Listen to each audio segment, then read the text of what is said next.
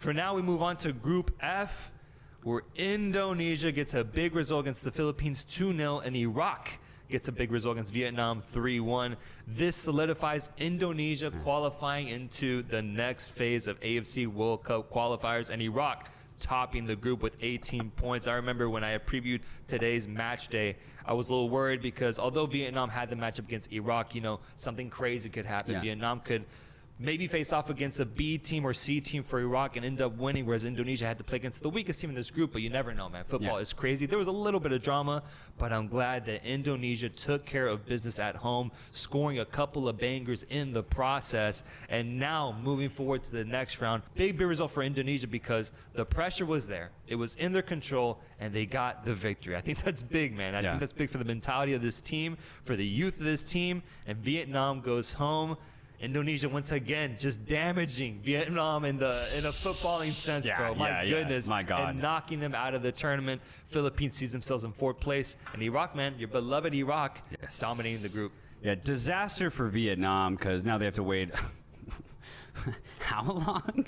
6 years maybe to get another chance. It's pretty crazy. Yeah. So it's really tough for them because it's not that Vietnam are bad. I just think they're poorly organized. They're not set up for success. There's just too much change in management. They've had too many injuries at the wrong time. This sucks if you're Vietnamese. But Indonesia take full advantage here. Congratulations.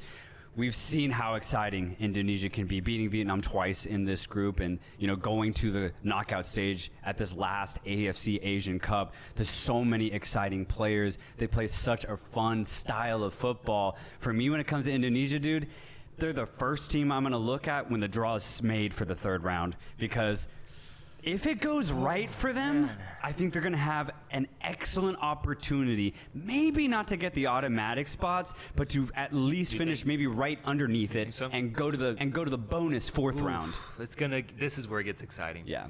This is going to be really interesting because I'm just curious to know, what is the ceiling of this Indonesian team? Because in the round of 16 in the Asian Cup, they lost to Australia, but I don't know. I still need to get a better sense of where they fall within the rankings of Asia. And I think this next round is really going to give it to this. Do they finish off in 5th or 6th place, really fail to play consistently up to the top teams in Asia?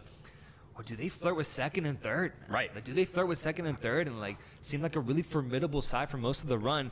I'm waiting to get that answer, but I kind of like that you really don't know with this team. You really don't know. It could be one or the other. I think that's what makes it really exciting. Whereas for Iraq, man, my expectations for them are 1st or 2nd place in whatever group they get in, man. They're a top team in Asia. They beat Indonesia twice, and I do think that tells you a bit where Indonesia lie. They can't be the top teams in Asia, right? So the Iraq, Australia, Japan, Koreas of Asia, but I think, and this is where the questions come in, I think they can fight that tier right underneath them. Okay. I do think so, which is why I'm excited because can they flirt with 2nd or 3rd place? I think they can. Now, if they get a really unfortunate draw and there's just 2 top teams in Asia and then a really feisty 3rd team, then Indonesia might be fighting for that bonus 4th place spot, and that'd be the last one that they could get. So that's why I'm so interested in this draw.